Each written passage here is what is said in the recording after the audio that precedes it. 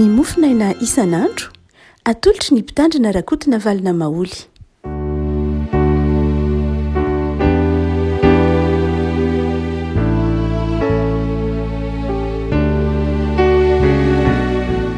Firenevana no era-barantsika tratra ity sabotsy fa 9 ny volana novambra ity.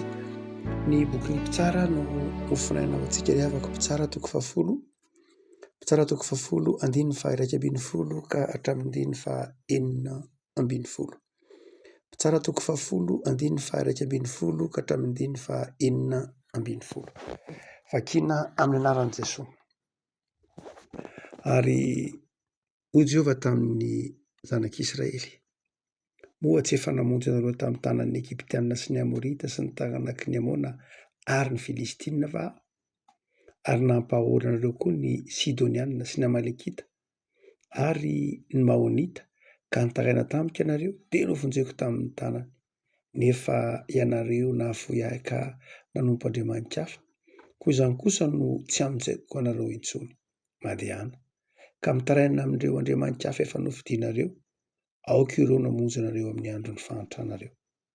Ary hoy ny zanak'Israely tamin'i Jehova: efa nanoto zahay, ataovy aminay izay rehetra sitrakao, kanefa mba avonjeo ihany zahay anio. Dia nanary ireo andriaman-kafa tao aminy izy ka nanompo an'i Jehova, dia tsy nahatsindry ny fanahy intsony Jehova noho ny fahantrany Israely. Ray masina, manamasinana ny fahamarinana ny teninao fahamarinana. Amen. Hafa be ny teolojian'ny bokin'ny mpitsara raha toa ka jerena amin'ny boky hafa mety hita amin'ny testamenta taloha. Marina fa fomban'ny testamenta taloha ny mampiseho an'Andriamanitra ho toy ny olombelona. Fitenintsika manao hoe anthropomorphisme, izany hoe toy ny maka endrika Andriamanitra, dia toy ny maka endrika olombelona, na koa indraindray isika mieritreritra n'Andriamanitra ho toy ny olombelona, misy fo, misy maso, misy mieritreritra, misy tanana, misy tongotra. Izay sary izay no hanehoantsika an'Andriamanitra tahaka antsika olombelona ihany. Tsy voatery izay akory Andriamanitra, nefa tsy voatery ho tsy izay koa.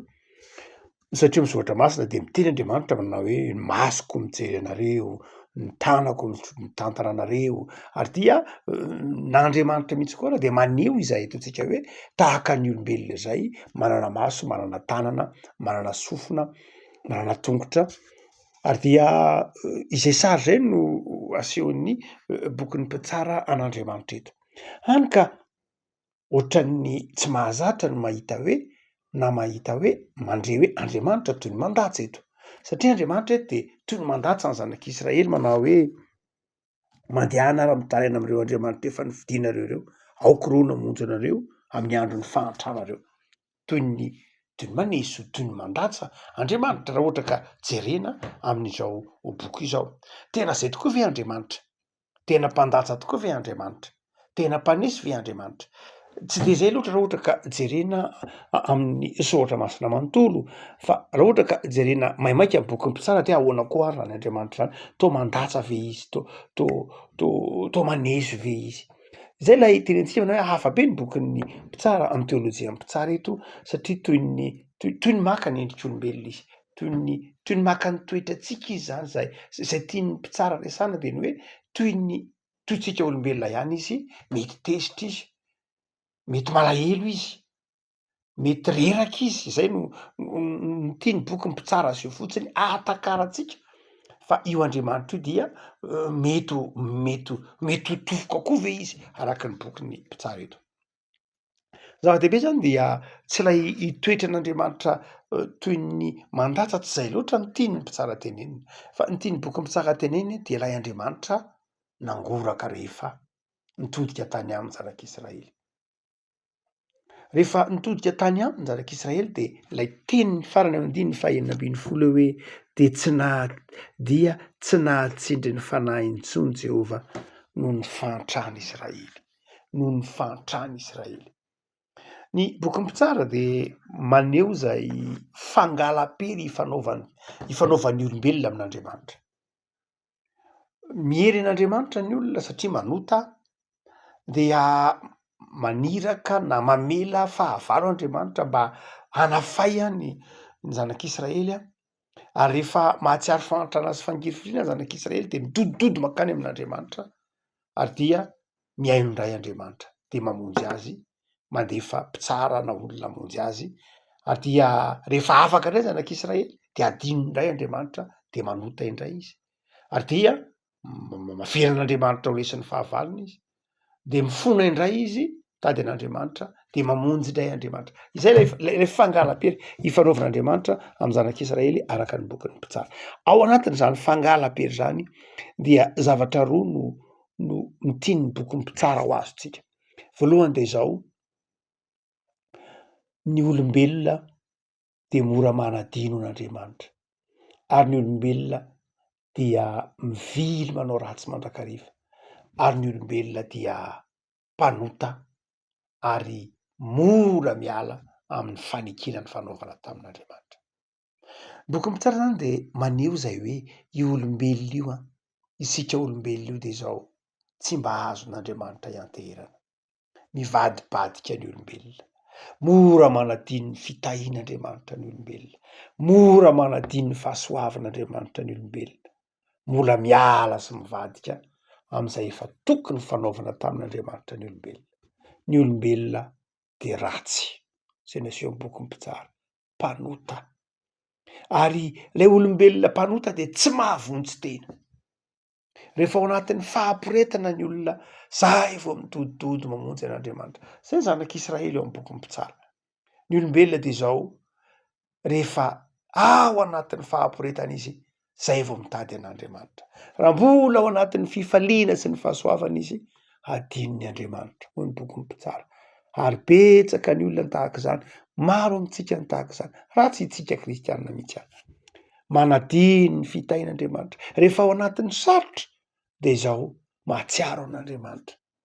Rehefa ao anatin'ny fangirifirina, mahatsiaro an'Andriamanitra. Fa rehefa ao anatin'ny fitahiana sy ny fifaliana, adino Andriamanitra. Lasa mamorona Andriamanitra hafa mihitsy. Mamorona Andriamanitra hafa toy ny voninahitra, mamorona Andriamanitra hafa toy ny vola, mamorona Andriamanitra hafa toy ny ego-any tena ihany, mamorona Andriamanitra hafa toy ny asa, mamorona Andriamanitra hafa toy ny fahombiazana. Zany ny Andriamanitra ny olona rehefa ao anatin'ny fitahiana izy.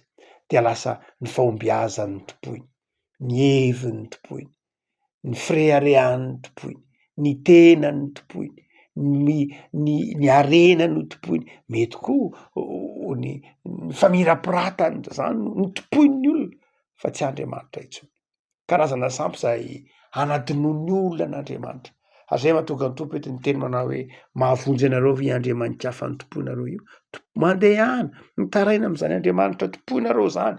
Sanatria tsy mandatsy Andriamanitra eto fa te hiteny amintsika, te hiteny amin'ny olombelona manao hoe tsy mahavonjy anareo nge ny ego anareo, tsy mahavonjy anareo nge ny fireharehanareo, tsy mahavonjy anareo ny voninahitrareo, tsy mahavonjy anareo ny volanareo, tsy mahavonjy anareo ny famirapiratany tadiavinareo, tsy mahavonjy anareo zany. Ary dia izay olombelona manadino an'Andriamanitra satria mpanota, manadino sady tsy mahavonjy tena, tsy mahay manafaka ny tenany ao anatin'ny ady sarotra. Zay no asehon'ny mpitsara fotohitran'ny olombelona. Olombelona mana-petra, olombelona zay te hisaraka amin'Andriamanitra mandrakariva, tsy te hiankina amin'Andriamanitra. Ary zay moa no midika ny fahotana. Ny fahotana dia fisarahana amin'Andriamanitra, fitiavana te aleo tena, fitiavan'ny olombelona tsy hiankina amin'Andriamanitra. Raha tsy fitiavan'ny olombelona te hitovy amin'Andriamanitra mihitsy. Hitantsika eo amin'ny bokin'ny Genesis toko 13. Zay ny fahotana. Tsy mila an'Andriamanitra, tsy miraharaha an'Andriamanitra, mihevitra ny tena ho feno samirery. Ary dia izay ny olombelona, tsy ny olombelona tamin'ny andron'ny boky mpitsara ihany, fa na ny olombelona amin'izao andro antsika izao dia izao mbola mihevitra ny tena no misy tamin'izao fotsiny ihany. Raha tsy tsika izao tsy mieritreritra manao hoe izao zavatra rehetra dia nisy ho azy Andriamanitra. Zay olombelona nisy ho azy zahay. Accident nampisy an'izao rehetra izao. évolution pisy an'izao rehetra zao. Ny 700 mahery ny 3 5 7 ny ADN sa ny inona nanaovana ny olombelona de mitovy amy rajako Andriamanitra. 300 ny chromosome sa 500 ny chromosome ihany mahasamihafa ny olona amy rajako. Zany ny fampianaran'ny olombelona. De zay Andriamanitra de nisy ho azy zay de avy amy zavaboary ny fandimbidimby tenina ampiasaina eny tokoa mety ho zay ny porofony siansa zay le tompona le siansa. Tsy diso akory ny siansa mazava ho azy nahita fianarana ny akamaroantsika rehetra de resy lahatra ny amin'ny hoe fahamarinana ny siansa. Fa misy be de be zavatra zay tokony ho fantatsika fa manapetra ny siansa. Sarotra ny ino fa ny anampiavaka ny olombelona sy ny rajako dia zavatra kely farafahabeto fotsiny ihany. Sarotra ny ino fa ny ataontsika hoe ny 200 latsaka aza moa ny ADN ny mampiavaka atsika amin'ny gorille ny rajako zay 200 zay ve no mahatonga atsika afaka miteny, afaka mifandray, afaka manoron-javatra, afaka mieritreritra, afaka mivavaka, afaka zay 200 zay ve? Marina fa amy lafiny raha jerena amin'ny laboratoire eo, jerena amin'ny microscope eo, raha jerena dia mety mitovy tokoa le génome, mety mitovy le ADN hoe 5,5 hitoviana. Hoe tany amy 10 tapitrisa taona lasa tany no nanomboka nisaraka ny olona sy ny rajako na ny olona sy ny ragidro 10 tapitrisa taona lasa zay. Eny tsy ditsika hevitra zany, izany ataontsika hoe vérité scientifique zany mety ho azo mitombona fa misy nge vérité na fahamarinana ara-tsiantifika fa afaka 50 taona teorina voavazava indray manao hoe aikay hatretsy any zay ny marina. Be de be ny théorie ohatr'izany teo amy tantaran'ny siansa. Raha hitatsika amy tantarany antsoina hoe mécanique quantique dia be de be ny zavatra niova hoe tetsy marina aikay ohatran'izao le izy teo eo amy tantarany ataontsika hoe ny tantarany fizika de be ny ataontsika hoe zavatra zay nieritreretina hoe marina kay marina amin'ny ampahany. Raha hoe amy zavatra ohatr'izao ihany io ny marina fa rehefa ohatr'izao dia lasa ohatr'izao indray le izy ary mety ho zay izy any rindrina any ay ve kay misy zavatra hafa mihitsy fa tsy azontsika antoka zay aloha no hita treto fa ny 200 tsy ampy azo na ahoana dia mety misy zavatra fotsiny tsy mbola hitan'ny laboratoire na tsy hitatsika mamaritra ny fanahy maha olona ohatra na ny fanahy masina ohatra zany nge tsy hita ao anatin'ny tube essai io. Tsy afaka manohitra, tsy afaka mandiso itsika lazain'ny siansa mazava ho azy, nefa koa tsika tsy afaka handiso ny lazain'ny baiboly. Hoe ny mampiavaka atsika amin'ny biby dia tsy ny lafiny hoe ataontsika hoe ny génome na ny ADN fa ny endrik'Andriamanitra, lay fanahy ato anatintsika, lay fanahy masina ato anatintsika. Ary fa saingy ndraindray motim-potsika ireny ataontsika hoe reny zavatra reny ngadena indray tsika tratry ny avinavikevitra manao hoe inona moa anao Andriamanitra fa de zay nge feno zahay manatsaina. Nefa dia asio amy baiboly fa mandrakariva rehefa tohizan'izay lalana tsy mila an'Andriamanitra zay lalan'ny fireharehana, lalan'ny tsy fahatokina, ny fahatokina ny herin'ny teny zay de zao miafara mandrakariva any amy fahavoazana. Zay le olombelona asio amy boky mpitsara, olombelona miavonavona, olombelona manadino ny fitahin'Andriamanitra. Fa ny zavatra faharoa zay asio amy boky mpitsara kosa nefany de ao anatin'izany toetrany zany olombelona zany de Andriamanitra mamindra fo. Andriamanitra miaino, Andriamanitra tsy manary ny olona, Andriamanitra mitsinjo ny olona mandrakariva, Andriamanitra tsy mba nanadino ny fanekena ny fanaovany tamin'ny olombelona. Andriamanitra na inona de zao eo akaikin'ny olona foana, eo akaikin'ny asan'ny tanany mandrakariva. Lay Andriamanitra ambara mpitsara fa Andriamanitra mangoraka, Andriamanitra tsy mahatsindry ny fanahiny fa miaino mahita ny fahoriana sy ny fahantrany olona. Ary tsy tam'izany andro ny boky mpitsara zany mahatra ny olona fa mandrakariva amin'izao andro ankehitriny zao. Ary asehompo tsara fa ny vokatry ny fahotan'ny olona ihany, vokatry ny ditran'ny olona ihany ny mahatonga ny fahantrany olona. Tsy Andriamanitra ny mahatonga ny fahantrana, mazava tsara io. Tsy Andriamanitra ny mahatonga ny fahantrana, ny safidin'ny olona ny mahatonga ny fahantrana. Fa ndraindray moa Andriamanitra indray mbola men'ny olona tsiny. Manao fa nahoana Andriamanitra anao asianao fahantrana eto ambonin'ny tany. Misy ve ianao dia mbola velonao hisy mahantra ihany? Misy ve ianao dia mbola velonao mahantra ihany olo eto ambonin'ny tany? Andriamanitra tsy nampahatra ny olona, fa ny olona no nisafidy ny hahantra satria nanota. Nisafidy ny hahantra satria angalary mangalatra ny an'ny sasany, safidy ny hahantra satria manao saravilana. Noho izany dia misy ny mahantra, tsy Andriamanitra no nampahatra azy. Na dia misy arao saotra masina hoe misy ny manan-karena, misy ny natao Andriamanitra ahatra, fa tsy ny firenena iray manontolo na olona vahoaka 4 miliary eto ambonin'ny tany ny mahantra. Tsy planin'Andriamanitra mihitsy zany, fa planin'ny fahotana. Saingy izao satria moa tsika mpanota dia Andriamanitra indray no mentsika tsiny. Tsara itsika manao hoe ianao indray Andriamanitra mifototro izao fahotana izao. Dia afaka malala. Andriamanitra tsy zany Andriamanitra fitiavana, Andriamanitra mijery antsika ao anatin'ny fahantrantsika. Dia ny boky mpitsara ara manome vahaolana amin'ny andaniny ilay Andriamanitra mamindra fo, mahay ny zavatra rehetra. Amin'ny akilany ilay olombelona maditra ary tratra ny fahotana ary mahantra vokatra ny fahotana. Inona no mampifandray an'ireo? Inona no mampifandray an'ireo andaniny sy akilan'ireo? Ny fibebahan'ny olombelona. Rehefa mibebaka ny olombelona dia miditra tsehatr'Andriamanitra.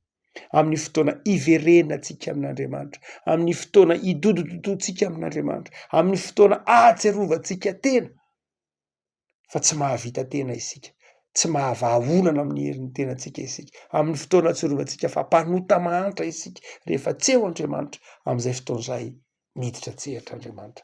Amin'ny fotoana mbola eritreretantsika eo mahavita tena, amin'ny fotoana mbola eritreretantsika eo mahavontsy tena, amin'ny fotoana mbola eritreretantsika tsy mira n'Andriamanitra, dia tsy miasa Andriamanitra. Tsy izy ny tsy miasa, fa tsika ny tsy mamela azy asa, satria ny fahotantsika dia manosika n'Andriamanitra ho any ivelan'ny fiainantsika. Fa amin'ny fotoana anaritsika kosa, ilay sampitsika, ny freariatsika, ny fizahozahotsika, ny ampopotsika, ny freariatsika, ny fiheverantenantsika io zavatra. Amin'ny fotoana anaritsika reny, sampitsika reny, dia miditra tsehatr'Andriamanitra. Mahasamihafa ilay ataontsika hoe toetran'Andriamanitra amin'ny testamenta taloha sy ny testamenta vaovao, tsy miova akory Andriamanitra. Fa ilay fifandraisany amin'ny olombelona ny resahantsika mahasamihafa azy.